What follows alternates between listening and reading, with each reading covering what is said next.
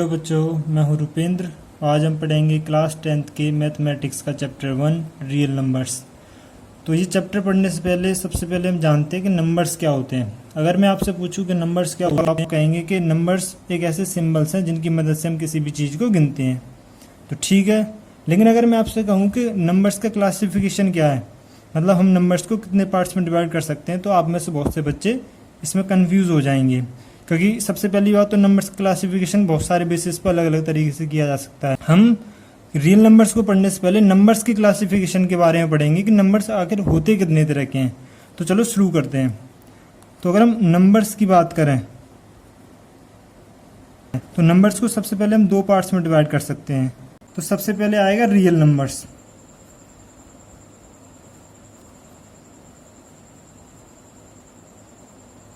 और imaginary numbers.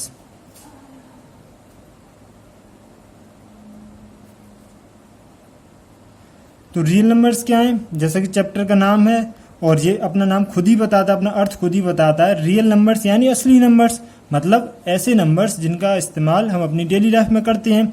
For example, आप दुकान पर गए और आपने दुकान पर कोई आइटम खरीदा, मान लो उसकी कॉस्ट थी 10 रुपये। तो जो 10 है, जो न्यूमरल वैल्यू है 10, वो असल में क्या है, वो एक रियल नंबर्स है। क्यों? क्योंकि आपकी डेली लाइफ में एग्जिस्ट कर रहा है। इसके अलावा मानो आप दुकान पर गए, आपने उधार लिया कुछ 10 रुपये का, वही सामान आपने उधार लिया। तो अगर हम कहें कि लेन देन जो हुआ वो क्या हुआ, कितने रुपए का हुआ, तो हम कहेंगे कि -10 का हुआ, यानी कि आपने -10 रुपये का उधार लिया। माइनस जब भी डिनोट करते हैं तो उसका मतलब है कोई चीज उधार ली गई है। इस तरीके से हम सौदेबाजी के लिए ये चीज कह सकते हैं। तो रियल नंबर्स वो नंबर्स होते हैं जिनका इस्तेमाल हम अपनी डेली लाइफ में करते हैं। उसके विपरीत इमेजिनरी नंबर्स, जैसा कि नाम सजेस्ट कर रहा है, ये इमेजिन किए हुए नंबर्स हैं, यानी ये डेली लाइफ में एग्जिस्ट नहीं करते हैं, पर ये मैथ में आजकल इस्तेमाल किए जाने लगे। कई पुराने कुछ समय से इस्तेमाल किए जा रहे थे, आजकल कुछ इनका इस्तेमाल अधिक होने लगा है। तो इमेजिन नंबर्स कुछ इस तरीके से दिखते हैं, ऐसे नंबर्स जो अंडर रूट में हों और नेगेटिव हों, जैसे फॉर -1 का अंडर रूट, -2 का रूट, -3 का रूट, और इस तरीके के जो भी अंडर रूट वाली वैल्यूज हैं, जो माइनस में नंबर्स हैं उनकी, तो उन्हें हम लोग इमेजिनरी नंबर्स बोलते हैं। यहाँ पर -1 का कुछ स्पेसिफिक नाम है अपना, जिसे हम लोग स्मॉल आई से डिनोट करते हैं। और इमेजिनरी नंबर्स और रियल नंबर्स जब मिल जाते हैं तो बनता है कॉम्प्लेक्स नंबर, जिसके बारे में आप हायर क्लासेस में पढ़ेंगे, फर्स्ट ईयर इंटर वगैरह में, जिनके बारे में आप लोग पढ़ेंगे। तो यहाँ पर हम रियल नंबर्स को फर्दर डिवाइड करने की कोशिश करते हैं। तो अब तक हमें रियल नंबर्स के बारे में क्या पता है, ऐसे नंबर्स जो हमारी डेली लाइफ में एग्जिस्ट करते हैं वो रियल नंबर्स हैं। तो अगर हम इन्हें फर्दर डिवाइड करें तो हम रियल नंबर्स को दो पार्ट्स में डिवाइड कर सकते हैं। एक तो होता है रेशनल नंबर और दूसरे होते हैं इर्रेशनल नंबर्स।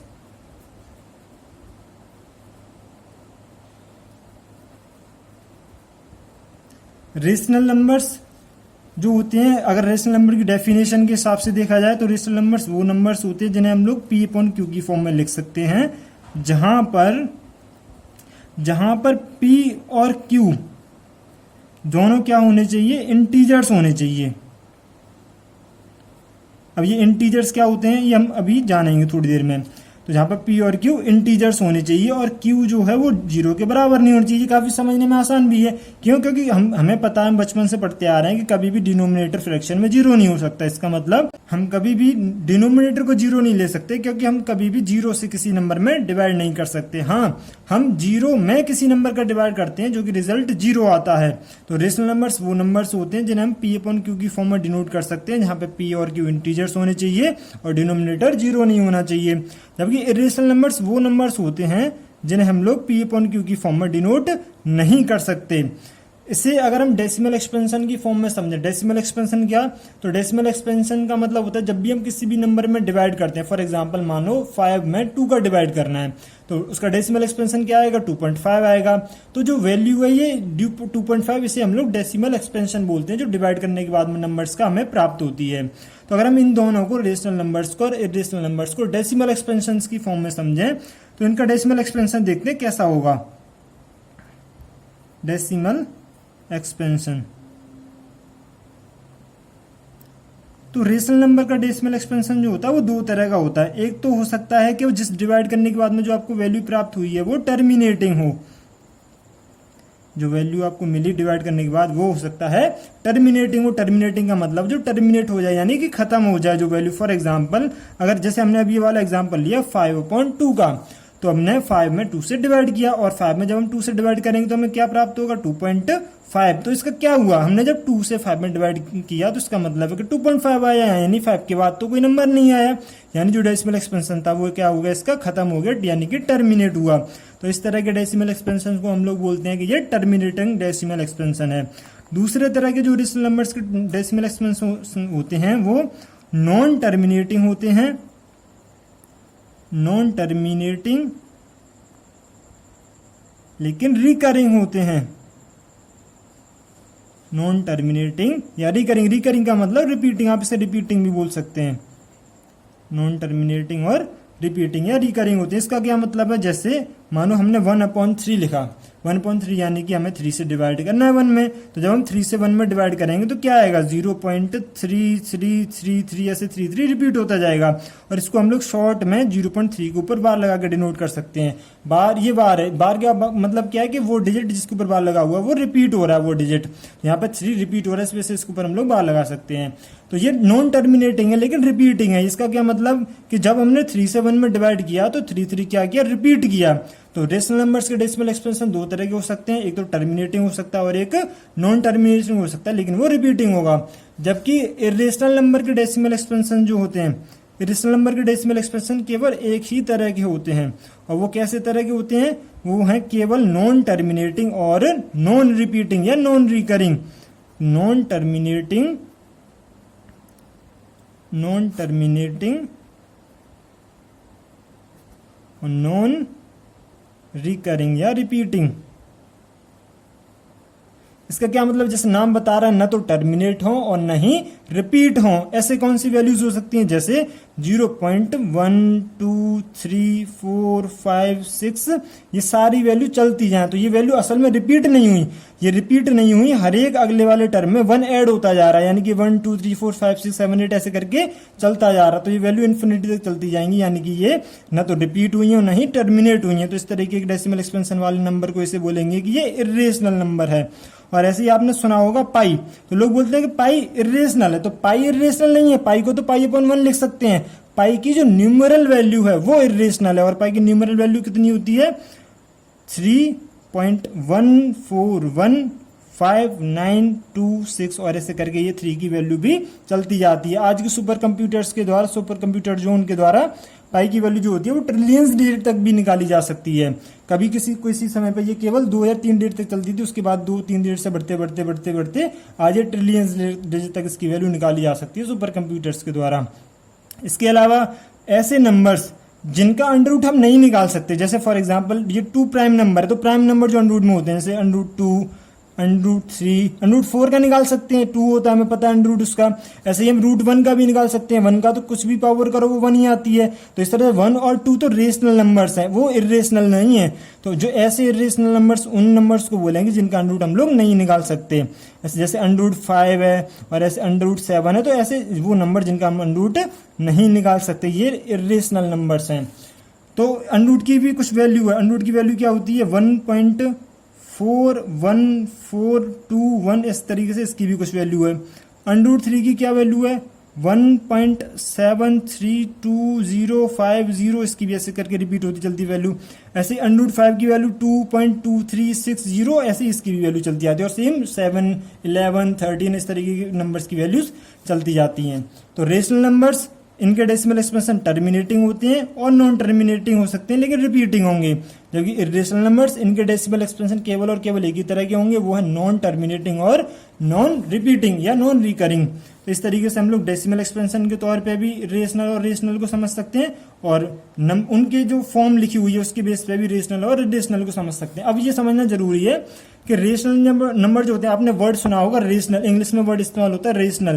तो रेशनल का मतलब ही होता है गुड, यानी ठीक जो हो, जो चीजें ठीक हो, ऑर्डर में हो, उन्हें हम लोग रेशनल बोलते हैं। उसके कॉन्ट्ररी इर्रेशनल का मतलब होता है बैड। जैसे मैं बोलूं कि किसी लड़के का बिहेवियर बहुत ही इर्रेशनल है, यानी कि बहुत ही गलत है, बहुत ही खराब बिहेवियर है उसका, तो इर्रेशनल खुद ही नेगेटिव मीनिंग रखा हुआ है। तो इर्रेशनल नंबर्स वो नंबर्स हैं जो नेगेटिव तरीके के होते हैं, मतलब जो उल्टे सीधे होते हैं, डिसऑर्डर क्रिएट करने वाले नंबर्स जो होते हैं, उल्टे सीधे नंबर जो चलते हैं, उन्हें इरेशनल नंबर्स हैं। आप इस तरीके से इन्हें याद भी रख सकते हैं, या जैसे मैंने बताया उस बेस पे भी आप याद रख सकते हैं।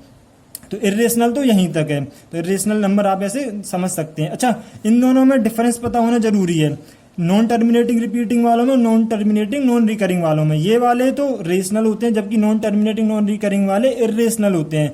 तो इनमें फर्क क्या है कि यहाँ पे वैल्यू भले ही रिपीट नहीं कर रही है, मतलब टर्मिनेट नहीं हो रही है, लेकिन यहाँ रिपीट नहीं करेंगी, यानी उल्टी सीधी चलेंगी, रिपीट नहीं करेंगी। जबकि नॉन टर्मिनेटिंग रिपीटिंग में वैल्यू रिपीट करेंगी भले ही टर्मिनेट न हुई हो, तो यहाँ पर रिपीट करेगी, जबकि यहाँ पर उल्टी सीधी वैल्यूज चलेंगी। तो अब हम रेशनल नंबर को भी फर्दर क्लासीफाई करने की कोशिश करते हैं। तो रेशनल नंबर को भी हम फर्दर क्लासीफाई कर सकते हैं फ्रैक्शंस और इंटीजर्स की फॉर्म में। फ्रैक्शंस और इंटीजर्स की फॉर्म में हमने क्लासीफाई कर सकते हैं। फ्रैक्शन क्या होता है सबको पता है, जैसे हमने अभी अभी लिखा 5/2 और 1/3 क्या थे, ये फ्रैक्शंस थे जो अपनी नेचुरल स्टेट में P/Q की फॉर्म में हो। ऐसे नंबर्स जो अपनी नेचुरल स्टेट में P/Q की फॉर्म में हो, जिनके बारे में अभी हमने डिस्कस किया, उन्हें हम लोग बोलते हैं फ्रैक्शंस। फॉर एग्जाम्पल जैसे हमने अभी लिखा 5/2, अभी हमने लिखा 1/3, इसके अलावा हम और नंबर्स लिख सकते हैं जैसे 11/5 या और भी ये सारे नंबर्स लिख सकते हैं। तो ये सारे के सारे नंबर्स हम लोग फ्रैक्शंस बोलते हैं। जबकि इंटीजर्स वो ऐसे नंबर्स हैं जो अपनी नेचुरल स्टेट में तो P/Q की फॉर्म में नहीं लिख होते, लेकिन we can write them in the form of P/Q। For example हम इनके नीचे डिनोमिनेटर 1 मानकर हम इन्हें P/Q की फॉर्म में डिनोट कर सकते हैं। सभी के सभी नंबर्स को हम लोग ऐसे इस तरीके से लिख सकते हैं। क्यों? क्योंकि 1 का जब भी हम किसी भी नंबर में डिवाइड करेंगे उसमें कोई भी उसकी वैल्यू में कोई भी फर्क नहीं आएगा। इस वजह से इंटीजर्स तो अपनी नेचुरल स्टेट में इस तरीके से अकरिंग होती हैं, पर हम इन्हें P/Q की फॉर्म में लिख सकते हैं। जबकि फ्रैक्शंस जो होते हैं वो अपनी नेचुरल स्टेट में ही इस तरीके से एग्जिस्ट करते हैं। यहाँ पे जो ऊपर है, जो ऊपर वाली वैल्यू है फ्रैक्शन में, उसे तो हम लोग न्यूमरेटर बोलते हैं, और जो नीचे वाली वैल्यू होती है उसे हम लोग डिनोमिनेटर बोलते हैं। और इन दोनों को अलग करने वाले से लोग जनरली अपॉन या ओवर बोलते हैं। जैसे हम लोग इसे कैसे पढ़ सकते हैं 11/5 या 11/5। लेकिन अपॉन और ओवर का तो ये मतलब नहीं है। अपॉन और ओवर का मतलब है कि वो ऊपर है एक नंबर उसके दूसरे के, लेकिन इसका भी ये जो दिख रहा है आपको बार जैसे, इसका भी कुछ ना कुछ अपना नाम है, स्पेसिफिक नाम है, जिसे हम लोग बोलते हैं विनिकुलम। इसे हम लोग बोलते हैं विनिकुलम, इसका स्पेसिफिक नाम है। ओवर अपॉन का मतलब तो केवल इतना है कि एक नंबर दूसरे नंबर के ऊपर है। तो ये फ्रैक्शंस और इंटीजर्स हैं। अब फ्रैक्शंस भी दो तरीके के होते हैं, नेगेटिव फ्रैक्शंस और जैसा आप लोग अंदाजा लगा चुके होंगे पॉजिटिव फ्रैक्शंस। तो नेगेटिव फ्रैक्शंस जो नेगेटिव है कुछ नहीं, उनमें फर्क, जैसे मान लो इनमें अगर मैं माइनस लगा दूं, इन सब नंबर्स में माइनस लगा दूं तो ये नेगेटिव फ्रैक्शंस बन जाएंगे। अगर मैं इनमें माइनस ना लगाऊं तो ये पॉजिटिव फ्रैक्शंस रहेंगे। तो फ्रैक्शंस भी दो तरह के होते हैं, नेगेटिव फ्रैक्शन और पॉजिटिव फ्रैक्शन। इसी तरह इंटीजर्स को भी हम फर्दर दो पार्ट्स में क्लासिफाई कर सकते हैं, 2 पार्ट्स में डिवाइड कर सकते हैं इंटीजर्स। तो एक तो है इनमें भी नेगेटिव इंटीजर्स, और एक इनमें ना पॉजिटिव इंटीजर्स ना, इनमें है एक होल नंबर्स। इनमें है होल नंबर्स। नेगेटिव इंटीजर जैसे नाम बता रहा है, नेगेटिव इंटीजर्स यानी कि माइनस वाले इंटीजर जो भी हैं वो नेगेटिव इंटीजर्स हैं। अब मैंने यहाँ पे पॉजिटिव इंटीजर क्यों नहीं लिया? क्यों? क्योंकि अगर मैं यहाँ पे पॉजिटिव इंटीजर ले लेता तो ये नेगेटिव इंटीजर, ये पॉजिटिव इंटीजर, तो यहाँ तो जीरो तो आता नहीं, फिर मुझे यहाँ पे जीरो अलग से डिनोट करना पड़ता। इसलिए मैंने जीरो को कंक्लूड करते हुए होल नंबर्स लिए। तो होल नंबर्स को भी अगर मैं फर्दर क्लासीफाई करूं तो ये कंटेन करता है एक तो जीरो, ये वाला जीरो, और इसमें होते हैं नेचुरल नंबर्स। इसमें होते हैं नेचुरल नंबर्स। अब नेचुरल नंबर्स को हम लोग बोलते हैं पॉजिटिव इंटीजर्स। क्या बोलते हैं इन्हें हम लोग? Positive integers. इन्हें हम लोग क्या और बोल सकते हैं? इन्हें पॉजिटिव इंटीजर्स और हम लोग बोल सकते हैं नेचुरल नंबर्स को। तो नेचुरल नंबर्स होते कौन से नंबर्स हैं? नेचुरल नंबर्स 1 से स्टार्ट होते हैं, जीरो के बाद 1 से स्टार्ट होंगे, 1 2 3 4, और इस तरीके से जितने भी सारे नंबर्स हैं इसके बाद में 1 के आने वाले बाद में जो भी नंबर्स हैं वो सब के सब नंबर्स को हम लोग पॉजिटिव इंटीजर्स या फिर नेचुरल नंबर्स बोलते हैं। चाहे वो 1 लाख हो, 2 करोड़ हो, 4 करोड़ हो, 10 करोड़ हो, जितने भी नंबर्स 1 के और 1 को कंटेन करते हुए और 1 के बाद वाले जितने भी सारे नंबर्स हैं वो सब नेचुरल नंबर्स या पॉजिटिव इंटीजर्स बोले जाते हैं। अगर हम इसमें जीरो को कंक्लूड कर लें तो ये दोनों मिलकर क्या बनाएंगे, होल नंबर्स। अगर हम होल नंबर्स में नेगेटिव इंटीजर्स को कंक्लूड कर लें तो ये दोनों मिलकर क्या बनाएंगे, इंटीजर्स। अगर हम इंटीजर्स में फ्रैक्शन को कंक्लूड कर लें जिसमें नेगेटिव फ्रैक्शन और पॉजिटिव फ्रैक्शंस होते हैं तो इंटीजर और फ्रैक्शन मिलकर बनाएंगे रेशनल नंबर्स। अगर हम रेशनल नंबर्स में इरेशनल नंबर्स को कंक्लूड कर लें तो ये दोनों मिलकर बनाएंगे रियल नंबर्स। और अगर हम रियल नंबर्स में इमेजिन नंबर्स को कंक्लूड कर लें तो ये मिलकर बनाएंगे पूरा का पूरा नंबर, है ना, जितने भी सारे नंबर्स होते हैं। इनके अलावा भी आप कुछ नंबर्स के बारे में सुनते रहते होंगे, जैसे कि आपने सुना होगा even number, odd number, prime number, composite number. तो इनके बारे में भी हम थोड़ा चर्चा करते हैं। तो इवन नंबर क्या है, आप लोग अक्सर ज्यादातर लोगों को पता होगा, बचपन में चौथी पांचवी क्लास में सिखा दिया जाता है। इवन नंबर्स वो नंबर्स होते हैं जिनमें हम 2 से डिवाइड कर सकते हैं। ऐसे नंबर्स जिनमें हम लोग क्या कर सकते हैं, 2 से डिवाइड कर सकते हैं, उन्हें हम लोग बोलते हैं इवन नंबर्स। जबकि ऑड नंबर्स क्या होते हैं, ऑड नंबर्स वो नंबर्स होते हैं जिनमें हम लोग 2 से डिवाइड नहीं कर सकते, जिनमें हम लोग 2 से डिवाइड नहीं कर सकते। यानी कि इवन नंबर्स को अगर हम छोड़ दें तो अगर इवन नंबर को छोड़ के जितने भी नंबर बचे ना वो सारे के सारे नंबर्स ऑड नंबर्स होंगे जिनमें हम 2 से डिवाइड नहीं कर सकते। जैसे 2 के टेबल में आने वाले जितने भी नंबर हैं 2, 4, 6, 8 और इस तरीके से चलने वाले जितने भी नंबर्स हैं वो सब इवन नंबर्स में आते हैं। और 3, 5, 7 जिनमें हम लोग 2 से डिवाइड नहीं कर सकते वो सब के सब ऑड नंबर्स में आते हैं। तो ये इवन नंबर्स और ऑड नंबर्स हैं। इनके अलावा 2 नंबर्स और होते हैं, प्राइम और कॉम्पोजिट नंबर्स। प्राइम नंबर्स और कॉम्पोजिट नंबर्स। प्राइम नंबर्स क्या होते हैं, आपने बचपन में प्राइम फैक्टराइजेशन किया होगा कॉम्पोजिट नंबर्स का। तो जब हम प्राइम फैक्टराइजेशन करते हैं कॉम्पोजिट नंबर का तो वो क्या होता है, वो कुछ इस तरीके से होता है। जैसे फॉर एग्जांपल हमने 10 का प्राइम फैक्टराइजेशन किया तो क्या होगा, 2 into 5 होगा। तो 2 into 5 क्यों हुआ, क्योंकि हम इन 2 into 5 का और फर्दर डिवाइड नहीं कर सकते, इनके और फर्दर फैक्टर्स नहीं निकाल सकते। तो प्राइम नंबर्स ऐसे नंबर्स होते हैं जिनके आप लोग फर्दर फैक्टर्स नहीं निकाल सकते। यानी कि ऐसे नंबर्स जो जिनके केवल और केवल 2 मैक्सिमम और मिनिमम 2 ही फैक्टर्स हों वो प्राइम नंबर्स हैं। जिनके ओनली 2 फैक्टर्स हों, जिनके ओनली 2 फैक्टर्स हों वो प्राइम नंबर्स हैं। जैसे फॉर एग्जांपल 2 है, 3 है, 5 है और इनके केवल और केवल 2 फैक्टर्स हैं। कौन कौन से, एक तो 1 जो कि हमेशा हर नंबर का होता है और एक ये खुद इटसेल्फ। तो इनके केवल प्राइम नंबर्स के 2 फैक्टर्स होते हैं, एक तो 1 और ये खुद इटसेल्फ जो नंबर्स हैं। और दूसरे नंबर है कॉम्पोजिट नंबर्स। दूसरे नंबर्स हैं कॉम्पोजिट नंबर्स। तो कॉम्पोजिट नंबर्स वो नंबर्स होते हैं जिनके मोर देन 2 फैक्टर्स होते हैं, जिनके 2 से ज्यादा फैक्टर्स होंगे। फॉर एग्जांपल अभी हमने 10 की बात की तो 10 के कितने फैक्टर्स है, 10 में 1 से डिवाइड कर सकते हैं, 10 में 2 से डिवाइड कर सकते हैं, 10 में 5 से डिवाइड कर सकते हो, 10 में 10 से डिवाइड कर सकते हैं। तो ये 10 के जो भी जितने सारे फैक्टर्स हुए ये 2 से ज्यादा हैं। तो अगर किसी नंबर के 2 से ज्यादा फैक्टर्स हैं तो उसे हम लोग कॉम्पोजिट नंबर बोलते हैं। मोर देन, इसमें हम लिख सकते हैं more than 2 factors, more than 2 factors. For example जैसे 10, 6, 4 ये जो भी जितने भी सारे नंबर्स हैं जिनके 2 से ज्यादा फैक्टर्स हैं वो कॉम्पोजिट नंबर्स बोले जाते हैं। अब आपने अगर नोटिस किया होगा तो मैंने यहाँ पे 1 नहीं लिखा। तो अगर हम 1 की बात करें तो वो प्राइम है या कॉम्पोजिट, तो असल में 1 और 0 दोनों में से कोई भी नहीं है। क्यों नहीं है, क्योंकि 1 का मैंने अभी बात की प्राइम नंबर होने के लिए मिनिमम 2 फैक्टर और मैक्सिमम भी 2 फैक्टर होने चाहिए, जबकि 1 का तो केवल और केवल खुद ही फैक्टर है, यानी 1 ही फैक्टर है। तो 1 को ना तो हम लोग प्राइम में कंसीडर करेंगे नहीं कॉम्पोजिट में कंसीडर करेंगे। So this was all about numbers. तो अब हम उस टॉपिक पर लौट के आते हैं जिसके लिए हमने ये सारा डिस्कशन किया, जो है यूक्लिड्स डिवीजन लेमा। तो हम यूक्लिड्स डिवीजन लेमा और यूक्लिड्स डिवीजन एल्गोरिथम की बात करेंगे।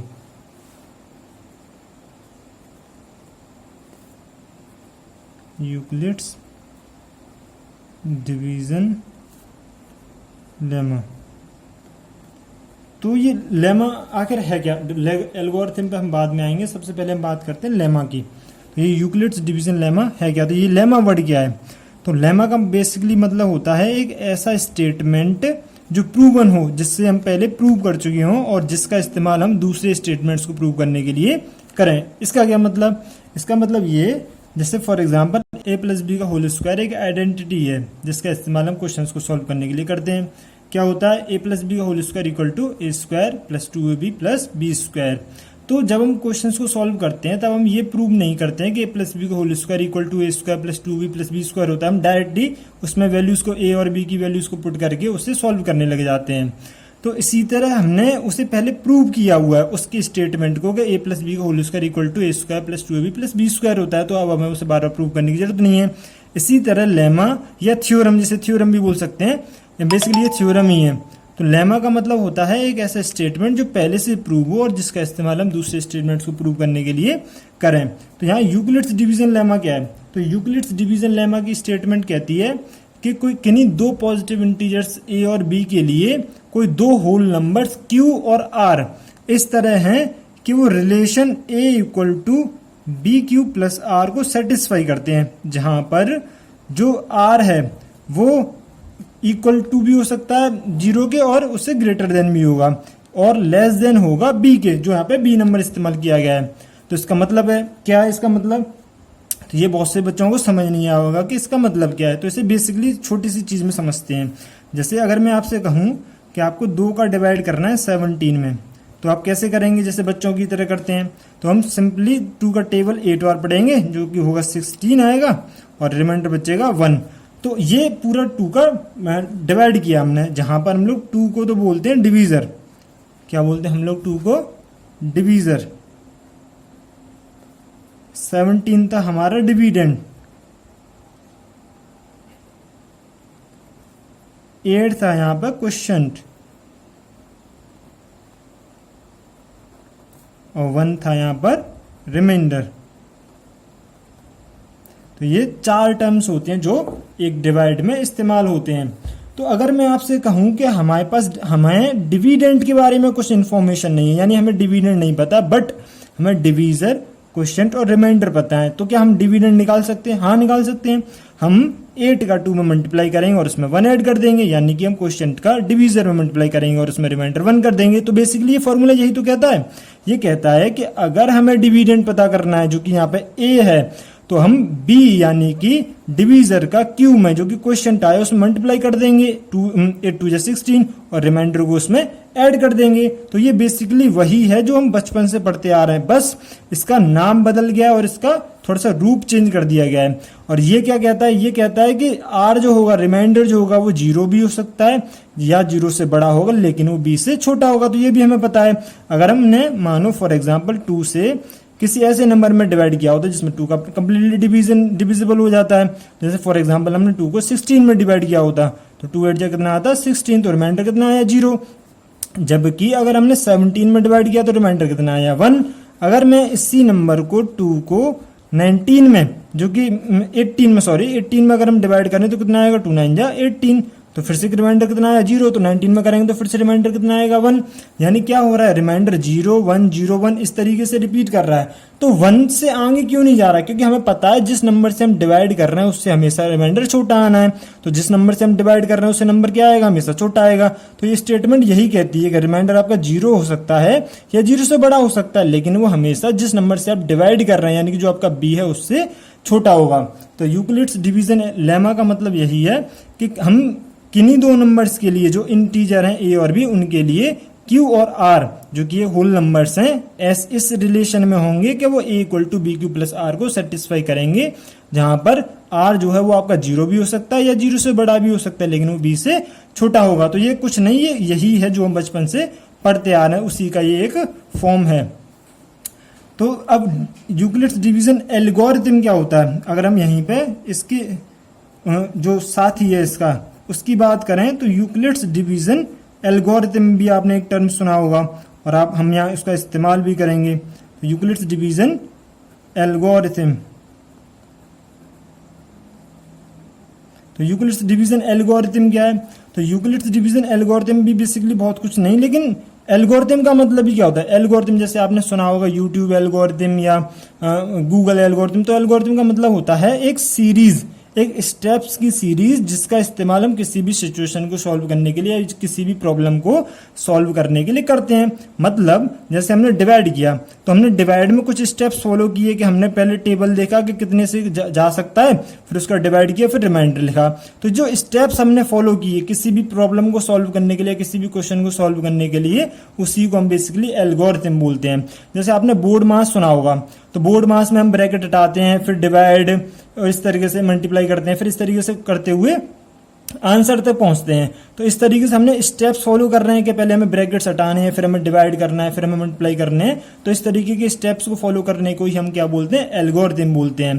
तो यूक्लिड डिवीजन लेमा का इस्तेमाल करके जो हम क्वेश्चंस को सॉल्व करेंगे उसी को हम लोग क्या बोलेंगे, यूक्लिड डिवीजन एल्गोरिथम बोलेंगे। तो अब आपके मन में सवाल आ रहा होगा कि हम यूक्लिड डिवीजन एल्गोरिथम का प्रयोग करके आखिर करते क्या हैं। तो मैं आपको बता दूं कि हम यूक्लिड डिवीजन एल्गोरिथम का प्रयोग करके दो नंबर्स का हाईएस्ट कॉमन फैक्टर या ग्रेटेस्ट कॉमन डिवीजर भी जिसे बोलते हैं वो निकालना सीखेंगे। कैसे लेकिन, तो अभी के लिए मैं मान के चलता हूं कि आपको एचसीएफ और एलसीएम वगैरह की जानकारी है। अगर नहीं है तो उसके लिए मैं आपके लिए वीडियो डाल दूंगा और आप उसकी लिंक डिस्क्रिप्शन में देख सकते हैं। तो अब कैसे निकालेंगे, जैसे फॉर एग्जांपल अगर हमें 48 112 दो नंबर्स दिए हुए हैं और हमसे कहा जा रहा है कि आप यूक्लिड डिवीजन एल्गोरिथम का प्रयोग करके इनका हाईएस्ट कॉमन फैक्टर यानी कि एचसीएफ फाइंड कीजिए। तो हम कैसे करेंगे, हम इनमें से उस नंबर को जो कि सबसे छोटा नंबर है उसे डिवीजर मान लेंगे और जो कि बड़ा नंबर है उसे हम लोग डिविडेंड मान लेंगे, क्योंकि हम छोटे नंबर से बड़े नंबर में डिवाइड कर सकते हैं। तो हम ऐसा ही करेंगे, हम छोटे नंबर को डिवीजर और बड़े नंबर को डिविडेंड मान लेंगे और हम डिवाइड करना शुरू करेंगे। तो अगर हमें 48 से डिवाइड करना है तो हम 2 टाइम्स करेंगे तो कितना आएगा 96। तो 96 को 112 में से माइनस करेंगे तो माइनस करने पे कितना आएगा 16। तो यहाँ 16 आया, तो 16 में तो अब हम 48 से डिवाइड नहीं कर सकते क्योंकि 16 तो छोटा नंबर है। तो हम क्या करेंगे, इस नंबर को जो कि रिमाइंडर आया है उस रिमाइंडर को अगले वाले डिवाइड के लिए आप लोग डिवीजर और जो पहले वाले जो पिछले वाले जो प्रीवियस आपने डिवाइड किया था उसमें जो डिवीजर था उसे यहाँ पे हम लोग डिविडेंड मान लेंगे। तो 16 यहाँ पर डिवीजर जो कि पिछले वाले का रिमाइंडर था और 48 यहाँ पर डिविडेंड जो कि पिछले वाले का डिवीजर था। तो 16 से 48 में डिवाइड करेंगे तो सिंपल 3 बार करेंगे तो कितना आएगा 48 आएगा और रिमाइंडर यहाँ पे क्या बचेगा 0। तो हमें डिवाइड तब तक करना है जब तक कि रिमाइंडर आपका क्या ना बचे, 0 ना आ जाए। तो यहाँ पे 0 आ गया, तो जैसे ही रिमाइंडर 0 आ जाता है तो उस वाले डिवाइड में जिसमें रिमाइंडर 0 आया उसका जो डिवीजर होगा वही हमारा हाईएस्ट कॉमन फैक्टर या ग्रेटेस्ट कॉमन डिवीजर होगा, जो कि यहाँ पे कितना है 16। समझे, यानी कि हम क्या करेंगे, छोटे वाले नंबर को तो बड़े वाले नंबर में डिवाइड करेंगे, चाहे वो कैसे भी अरेंज हो। मान लो उल्टा भी लिखा होता तब भी हम छोटे नंबर को पहले लिखते और डिविडेंड बड़े नंबर को मानते। डिवाइड करेंगे और तब तक डिवाइड करेंगे जब तक कि रिमाइंडर 0 नहीं आ जाता। इस तरीके से रिमाइंडर आ जाएगा तो पिछले वाले के डिवीजर को हम लोग यहाँ पे डिविडेंड मान लेंगे। तो यहाँ पे जो रिमाइंडर था प्रीवियस वाले का वो तो डिवीजर बना और पिछले वाले का जो डिवीजर था वो यहाँ पे डिविडेंड बना। तो ये स्टेप्स तब तक चलती जाएंगी जब तक कि हमारे पास में रिमाइंडर 0 नहीं आ जाएगा, और जब रिमाइंडर 0 आ जाएगा तो उस वाले डिवाइड का जो डिवीजर था वो हमारा आंसर होगा, यानी कि हाईएस्ट कॉमन फैक्टर होगा। तो हमने यहाँ पे 2 स्टेप्स फॉलो किए हैं हाईएस्ट कॉमन फैक्टर्स को निकालने के लिए, हम ऐसा कह सकते हैं। तो हमने यहाँ पर a = bq प्लस r वाले फॉर्मूले के फॉर्म में अगर हम इसे लिखना चाहें, यहाँ पर हमें पता r क्या होगा, वो या तो 0 से r जो होगा वो 0 से या तो बड़ा या उसके बराबर होता है या फिर b से, यानी कि जिससे हमने डिवीजर जो है हमारा उससे छोटा होगा, जिसके बारे में अभी चर्चा कर चुके हैं। तो अगर हम इसे इस फॉर्म में लिखना चाहें तो a कितना था यहाँ पहले वाले डिवाइड में था a 112, यहाँ पे b कितना था 48, क्वेश्चन कितना था 2 प्लस रिमाइंडर कितना था 16। दूसरे वाले क्वेश्चन में a था 48, ये था 16, क्वेश्चन था 3 और प्लस रिमाइंडर कितना था 0। तो ये 2 स्टेप्स बनी, तो हमें स्टेप्स भी साथ के साथ में लिखनी पड़ती हैं। तो इस तरीके से हम यूक्लिड डिवीजन एल्गोरिथम का प्रयोग करके 2 नंबर्स का हाईएस्ट कॉमन फैक्टर निकाल सकते हैं, फाइंड आउट कर सकते हैं।